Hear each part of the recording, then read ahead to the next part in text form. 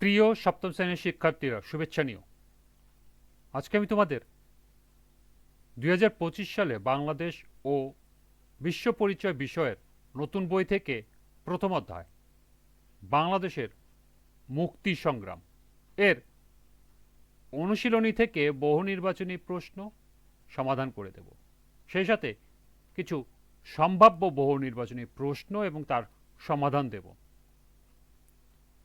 প্রথমে তোমাদের বলবো, যারা আমার চ্যানেলটি সাবস্ক্রাইব করবে না তারা আমার চ্যানেলটি সাবস্ক্রাইব করবে এবং আমার সাথে থাকবে। তাহলে চলো আমরা ক্লাস শুরু করি। প্রথম অধ্যায়ের অনুশীলনীর বহু নির্বাচনী প্রশ্ন। এখানে তোমাদের 4টি বহু নির্বাচনী প্রশ্ন দেওয়া আছে। প্রথমে আমরা এই 4টি বহু নির্বাচনী প্রশ্নের সমাধান দেখব এবং এরপর কিছু সম্ভাব্য বহু নির্বাচনী প্রশ্ন এবং এর সমাধান দেখব।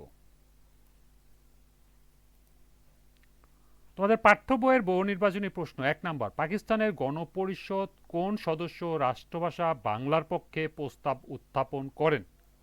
ক হোসেন শহীদ সোহরাওয়ার্দী, খ এ কে ফজলুল হক, গ ধীরেন্দ্রনাথ দত্ত এবং ঘ মনোরঞ্জন ধর। সঠিক উত্তর গ ধীরেন্দ্রনাথ দত্ত। 2 পাকিস্তান রাষ্ট্র সৃষ্টির পরে দেশে ঐক্য প্রতিষ্ঠা না পাওয়ার কারণ? 1 সম্পদের সুষম বণ্টন না করা, 2 স্বায়ত্তশাসনের দাবির প্রতি অবজ্ঞা করা, 3 সংখ্যাগরিষ্ঠ জনগোষ্ঠীর ভাষাকে মর্যাদা না দেওয়া। নিচের কোনটি সঠিক? 1, 2, 1 ও 2, 1, 2, 3। সঠিক উত্তর হলো 1, 2 ও 3, অর্থাৎ 3টি সঠিক উত্তর। নিচের উদ্দীপকটি পড়ো এবং 3 ও 4 নং প্রশ্নের উত্তর দাও। রিমি মনোযোগ দিয়ে টেলিভিশনে একটি অনুষ্ঠানের দৃশ্য দেখছিল। একজন নেতা বলিষ্ঠ কণ্ঠে ছাত্র শিক্ষকদের সমাবেশে রাজনৈতিক সিদ্ধান্ত বাস্তবায়নের পক্ষে ঘোষণা দেন। ছাত্ররা না না না ধ্বনিতে প্রতিবাদ জানাচ্ছে। 3 নম্বর প্রশ্ন হল, উদ্দীপকে বর্ণিত নেতার বক্তব্য কোন আন্দোলনের কথা স্মরণ করিয়ে দেয়? ক রাষ্ট্রভাষা, খ 71-এ মুক্তিযুদ্ধ, গ 69-এ গণঅভ্যুত্থান, ঘ অসহযোগ আন্দোলন। সঠিক উত্তর ক রাষ্ট্রভাষা। 4 উক্ত আন্দোলনের গুরুত্বপূর্ণ অর্জন হল 1 জাতীয় চেতনার উন্মেষ, 2 ভাষার সাংবিধানিক স্বীকৃতি আদায়, 3 পৃথক জাতীয় মর্যাদা লাভ। উত্তর সঠিক কোনটি? 1, 2, 1 ও 3, 1, 2 ও 3। সঠিক উত্তর হলো ক 1, অর্থাৎ জাতীয় চেতনার উন্মেষ। এই ছিল পাঠ্য বইয়ের 4টি বহু নির্বাচনী প্রশ্ন এবং এর সমাধান। এখন আমরা কিছু সম্ভাব্য বহু নির্বাচনী প্রশ্ন এবং এর সমাধান দেখব। 5 পাকিস্তানের ঐক্যসূত্র করতে গিয়ে কোন ভাষাকে প্রাধান্য দেওয়া হয়? ক বাংলা, খ হিন্দি, গ ফার্সি, ঘ উর্দু। সঠিক উত্তর ঘ উর্দু। 6 আমরা তো হিন্দু বা মুসলমান যেমন সত্য, তার চেয়েও বেশি সত্য আমরা বাঙালি। কথাটি কে বলেছিলেন? ক ধীরেন্দ্রনাথ দত্ত, খ মনোরঞ্জন ধর, গ এ কে ফজলুল হক, ঘ ডক্টর মোহাম্মদ শহীদুল্লাহ। সঠিক উত্তর ঘ ডক্টর মোহাম্মদ শহীদুল্লাহ। 7 কত সালে রাষ্ট্রভাষা বাংলার দাবিতে স্মারকলিপি জমা দেওয়ার সিদ্ধান্ত নেওয়া হয়? ক 1950 সালে, খ 1951 সালে, গ 1952 সালে, ঘ 1954 সালে। সঠিক উত্তর গ 1952 সালে।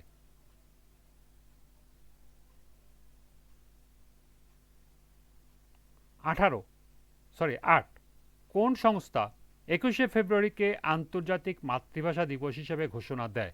ক ইউনিসেফ, খ ইউনেস্কো, গ ইউএনডিপি, ঘ ইউনিফর্ম। সঠিক উত্তর খ ইউনেস্কো। 9 1947 থেকে 71 সাল পর্যন্ত পাকিস্তানের কেন্দ্রীয় মন্ত্রীদের 211 জনের মধ্যে বাঙালি ছিলেন মাত্র 90 জন, 91 জন, 93 জন, 95 জন। সঠিক উত্তর ঘ 95 জন।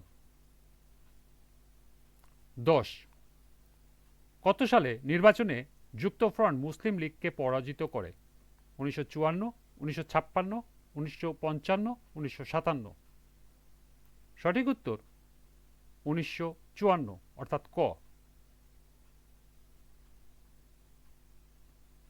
11 কত সালে সংবিধানে বাংলাকে পাকিস্তানের দ্বিতীয় ভাষা হিসাবে গ্রহণ করা হয়? 1954, 1956, 1955, 1957। সঠিক উত্তর হলো খ 1956। 12 সামরিক বাহিনীর অফিসার পদে মাত্র শতকরা কত ভাগ ছিল বাঙালি? 3, 4, 5 না 6? সঠিক উত্তর হবে ঘ 5।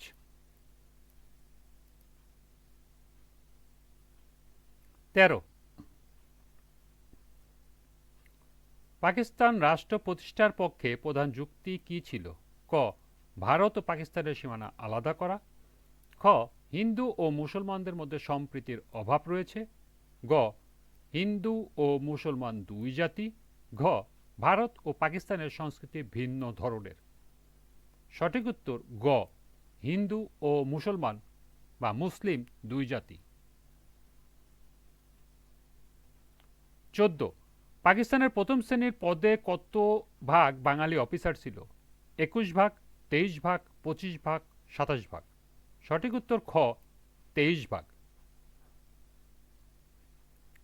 সর্বশেষ 15 রপ্তানি আয়ের কত ডলার পাকিস্তান আমলে পূর্ব পাকিস্তান থেকে পশ্চিম পাকিস্তানে পাচার হয়েছিল?